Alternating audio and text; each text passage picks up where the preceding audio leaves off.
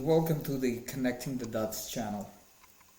Today we're going to review the most recent interview by Lex Fridman and Mark Zuckerberg. A truly historic interview in the sense that this is probably the first interview conducted with fully immersive virtual reality experience. So Lex and Mark Zuckerberg are located in two different geographical locations. They have the headsets on, and inside of their virtual experience, they see each other as if they were in the same room. The following is a conversation with Mark Zuckerberg inside the Metaverse. Mark and I are hundreds of miles apart from each other in physical space, but it feels like we're in the same room because we appear to each other as photorealistic codec avatars in 3D with spatial audio. This technology is incredible, and I think it's the future of how human beings connect to each other in a deeply meaningful way on the internet. So the experience seems to be amazing. Lex has been very distracted by the realism of the entire experience throughout this interview. He kept stopping and saying that the experience is amazing, and that he keeps forgetting that he's not in the same room with Mark Zuckerberg. I don't know if people can see this, but this is incredible. The realism here is just incredible. Where am I? Where are you, Mark? Where are we? You're in Austin, right? No, I mean this place. We're shrouded by darkness with ultra realistic face, and it just feels like we're in the same room. So that portion is great, right? And the only thing that I didn't like, it seems to distract Lex from the interview, because usually he is much more thorough with the questions. This time there were some questions that I wish he would have asked, but he didn't.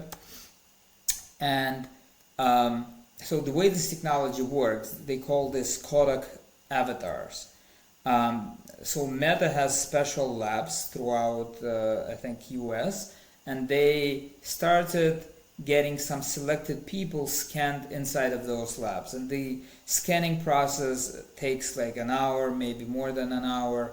So it's not really ready for wide audience. And right now, this is like a beta release, and this interview is, first VR interview where they really showed off the technology. Even though the technology has been in development for years, they've posted videos and all of that. Within a few years, according to Mike Zuckerberg, he believes that people will be able to just scan themselves in with their own phone, and no problem.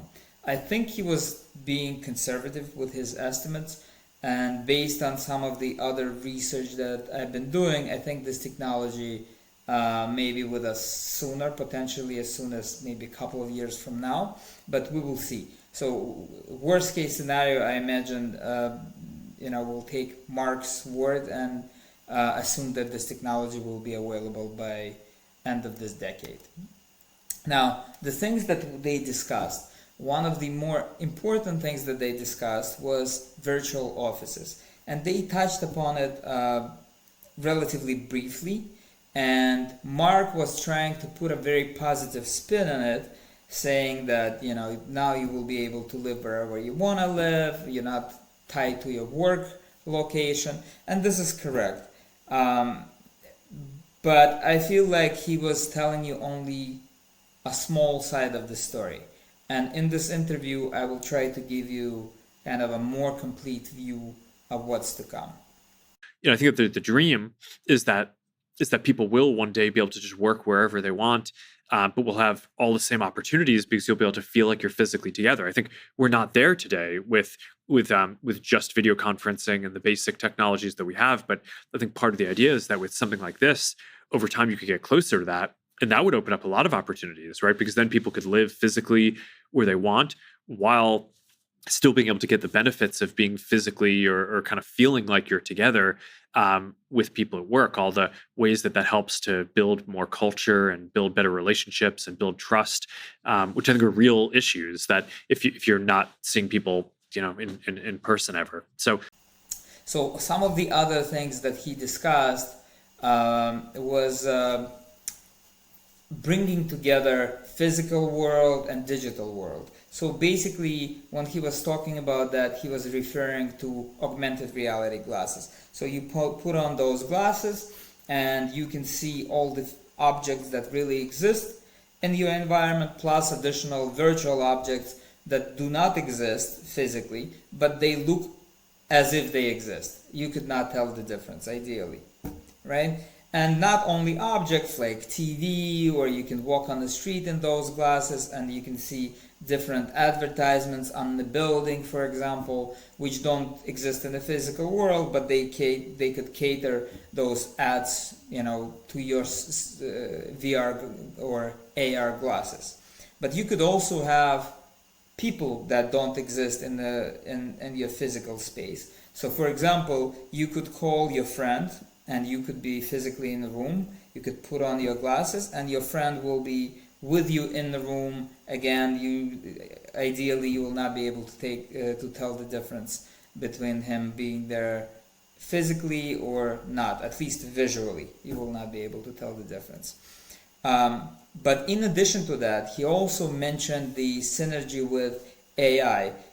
As AI models like ChatGPT and so on, large language models, you can already chat with them. They just don't have a body, but theoretically you could have you in a room, your friend in a room, in a virtual room, and there could be an AI avatar that will look like a real person, will be able to converse with both of you as if it exists, but it doesn't exist anywhere physically, right?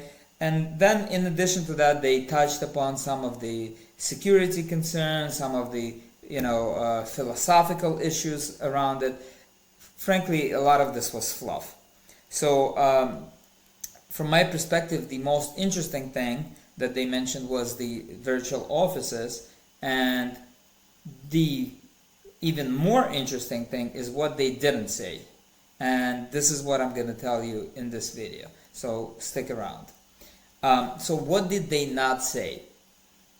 First, let me give you a little background. So VR technology has been around for years now, and for now it's only considered mostly, I should not say only, but mostly it's considered a gaming device.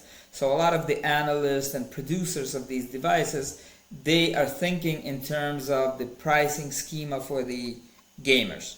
And therefore, Meta came out with Quest 2 that was very popular because it was only $300 and it gave you a really good gaming experience. So they sold tens of millions of units. And that was, a good idea because they became very popular. But in addition to that, there are very high-end devices that offer what they claim to be real human eye resolution experiences. These are more expensive, like Vario and Apple AR glasses that are coming up. These are more expensive. They're probably around $3,500, and because of that, mostly people think of them as commercial devices because they're probably too expensive for a casual user. Now, when these VR devices were created, people kept speculating what will be the killer app for this VR device. And because this was mostly a gaming device, everybody was thinking that there's going to be this great VR game, and because of that game, everybody's going to adopt VR. But I think they were all making a mistake. The real killer app will be Virtual Office, and I will explain why. So think about it this way.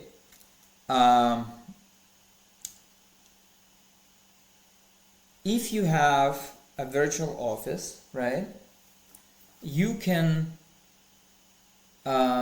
save let's say on your transportation, food costs, and things like that. Like in New York, for example, the Metro card is over $130. Plus, you're definitely overpaying for food when you're buying it from the office. So you're probably easily looking, if you don't have to travel to the office, you're looking at savings between $200 and $250. So $200 can buy you, if you wanted to lease a car, you can probably lease a $20,000 car for $200 a month, right? So once virtual reality offices become a use case, people can stay cost neutral and easily pay $200 a month for equipment, which affords you close to $20,000 worth of equipment. So all the most powerful GPUs, clear screens, all sorts of gadgets, everything becomes possible at that moment because you're no longer restricted to $300 or $500 headsets for the general population, right? Because this becomes the must-have device that you use for your work and for everything else, right? But from the perspective of the employers, right, what is the motivation to adopt virtual offices? And the motivation is extremely, extremely strong. So first of all, you don't have to pay for actual physical offices, for the maintenance, for the building, whether you're leasing them or you're owning them, you can sell that off. It's a huge expense for a lot of companies, right? Second of all, when you are trying to attract a talent, like hire people for your physical offices, you're more or less constrained with the people in your environment. If you're in San Francisco, if your physical office is in San Francisco, you will probably be looking among the people within San Francisco, right? And that means you may not be getting the best talent that you could have gotten if you were able to hire globally. So VR offices would allow you to hire globally. And the third very powerful motivation would be salary race to the bottom, right? So imagine that you need to hire a Java developer. And I'm gonna just contain this to United States, but this works also globally. So let's say you find a great Java developer. One of them is in New York, the second one of them is somewhere in Oklahoma, small town in Oklahoma, right? Because the Java developer in Oklahoma is living in a significantly lower cost location, he's able to take a pay cut by maybe 40%, which is probably close to what it is now. Jobs in different locations, even today, pay differently, significantly differently. So now, if your Java developer in New York costs you 40% more, then obviously you would hire a person in Oklahoma because you don't care. The office is virtual. Everybody puts on their headsets and they literally see each other on the virtual floor. They're all sitting. The experience is supposedly very, very close to what you would have had if you came to the office, right? Now, so when that happens, now what is the Java developer with similar skill set in New York to do, right? So I think that what's going to happen is that a lot of people are going to start moving out from expensive locations, large cities that are very expensive at the moment, to lower cost location to be able to be, salary competitive, right? And if you consider that, if a certain portion of city dwellers are going to move out to lower cost locations, so the reasonable question is, what happens to all the large cities, right?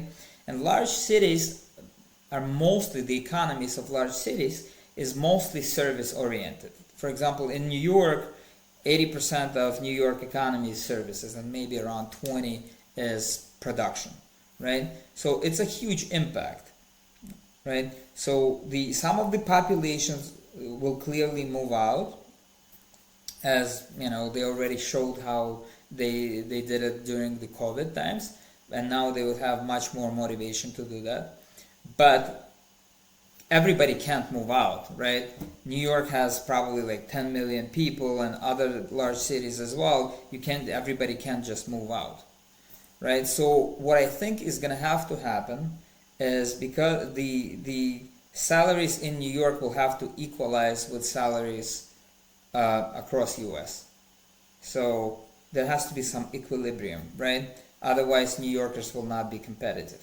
But if salaries equalize, and a lot of New Yorkers own properties and pay high amounts in mortgages. So if someone had $100,000 salary and he was paying $4,000 per month in mortgage, it's okay. But what if he needs to take a cut, 40% cut, right? So I think that a lot of people are going to walk away from their mortgages and just go into rent. So you will see a lot of properties that will get converted from owner-occupied to renting properties, and the rents will have to go down to accommodate for the lower salaries in New York City or in other cities, right? So that's one use case, right? What happens, what's the impact on the cities? The second impact, if you think about entertainment and social life, right? So, and this is an amazing use case. So imagine that you can chill, hang out with your best friends, not just within your own city, but globally. Let's say your mother lives in San Francisco, you live in New York, you have some friends in Italy, right? You can just put on the glasses and hang out, watch a movie, and the experience is nearly as good as really being with them in the same room, right? So it's like it's almost like picking up a phone and calling somebody, only this time you're gonna have a real presence, real experience, right? In addition to that, if you think about entertainment, and this might be another hit to the large cities, because large cities in a lot of respects are centers of entertainment, right? A lot of young people like to live in large cities because they have all the clubs, bars, concerts, movie theaters, all of that. But all of this might be moving to virtual reality, and there is a very strong incentive. So think about it this way. Let's say you want to go to a club, and the clubs become virtual clubs. Everybody's dancing and dressing up and all of that, right? You go to a virtual club, you put on your headset, and everybody in the club is beautiful. None of them look the same. They're all different, just like in real life, but all of them are beautiful, whatever standard of beauty that you hold dear, right? And most importantly, you are beautiful. So think about it this way: like, I am 5'4", right? Aging, balding, all of that. But when I put on my VR glasses, I could be 6'3", blonde, muscular, young, whatever I want to be, right? And everybody else is also beautiful. I know that this is a little bit dystopian or utopian, I don't know, depending on your interpretation, but can you resist that? It's very difficult to resist, right? In addition, if you go to a physical club, a lot of times there are safety concerns, especially for the women, right? There are rowdy people in the clubs, drunk people, criminals, all of that. When you go to a virtual club, you put on your headset from your own home, total safety. In addition to that, you are saving costs on, obviously a virtual club is going to be much cheaper than a real club. Transportation cost, you don't need to waste time getting to the club, from the club, and the whole experience is beautiful. And in addition to that, let's say if you want to go to a concert or some live event or a sporting event. In VR, you always get the best seats. You always front row seats, because in a physical stadium there may be 5,000 seats, 10,000 seats, but in a virtual stadium there's a billion seats, and all of them are front row, right? So it's very, very difficult to resist, and this is the entertainment use case of VR, virtual reality. Next, I wanted to talk to you about shopping. So imagine, like, let's take a lady for example, because it's a kind of makes the use case more interesting, right? So let's say some lady, she has an event to go to, some wedding, birthday, whatever, right? And she wants to come up with an outfit.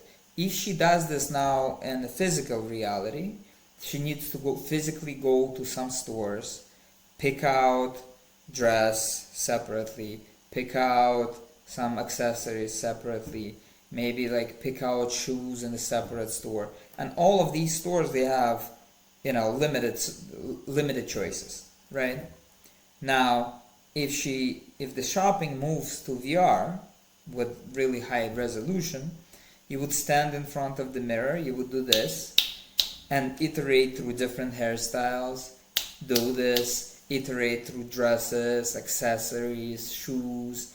You can see yourself from all the angles. There can be an AI avatar who will be helping you and suggesting things to you. So it could be a very an unlimited amount of different styles and clothes. You're not limited by what's physically available in the store, right? And you don't need to waste the time and go around and spend several days getting all these things, right? You can get your perfect look.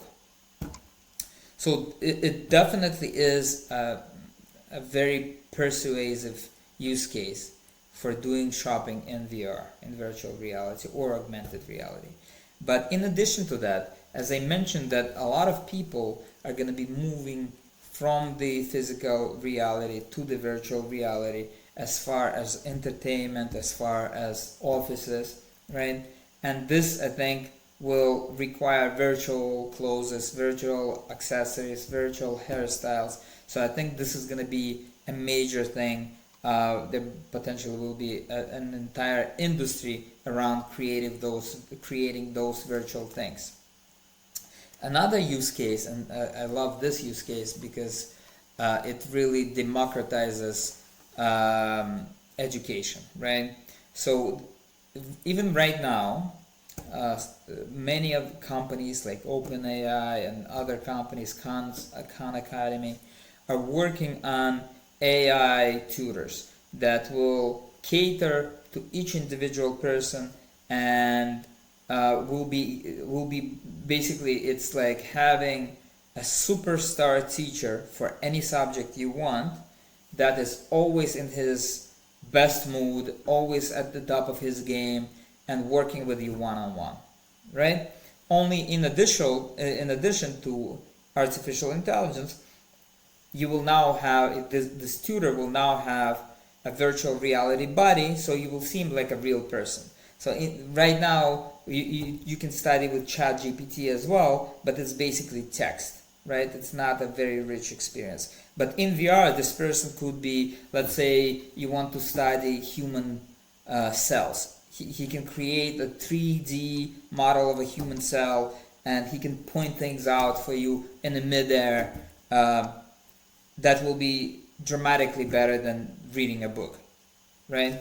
So, and because this is a VR, AR experience, it will be either free or cheap, and will democratize education. So if you think about what education costs now, some of the high schools, private high schools, cost $50,000-$60,000 per year.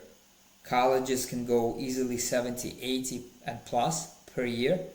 So this is a barrier for a lot of people, and it doesn't have to be, and it will not be, I believe. The other thing that I think will be impacted is, travel and cars specifically, but probably all sorts of vehicles. So if you don't need to go to work, by car or by train, if you don't need to drive to clubs, I'm sure all of the food will be delivered to your house. There's a lot less need to drive a car, and I'm pretty sure that governments, local governments, or federal governments will make it expensive for people to own cars. That's just my suspicion, right? And perhaps your car insurance is going to be high, and things like that. And because they will be able to set up fleets of driverless cars, electric cars that will circulate through all of the major cities, just calling a driverless cab is going to be extremely cheap, extremely fast, and there will be almost no use case to own your own car.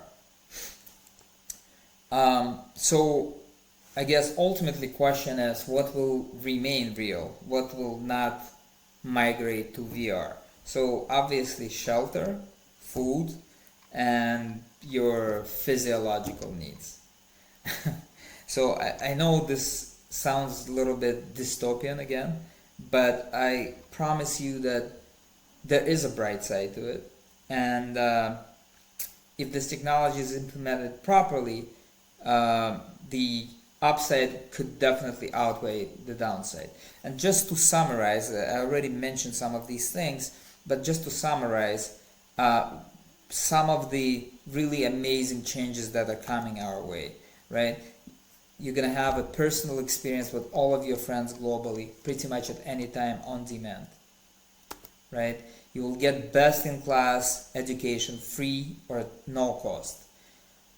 You can live where you want to live. You don't need to live, in the city. If you like fishing, for example, you can live by the lake or by the ocean. Or if you like, skiing, you can live by the mountain. And you don't need to travel. You don't need to spend. A lot of people spend maybe 2-3 hours going to work and from work. This time is yours, right? You take the glasses off and you do what you want to do. Unlimited entertainment, very low cost, safe. Again, you don't need to travel anywhere. You can spend that time enjoying your friends. Less time wasted on commuting, I already mentioned that, right? And to top things off, we could reduce the emissions from all sorts of vehicles dramatically, right? And this pretty much concludes. I mean, it's definitely not an exhaustive list of use cases. It's just a few of the interesting ones from the top of my head. So please, if you come up with other interesting thoughts on this topic, please comment. I will read the comments and I appreciate your feedback. I would like to bring more interesting content to you, but we need to start popularizing this channel so that I can make more content and maybe down the road bring interesting people, interesting guests to this channel. If you found this video interesting or useful, please consider subscribing, and please forward it to your acquaintances, friends, family. I think they may find it interesting and it may help them position their families for the future. Thank you very much, and I will see you next time.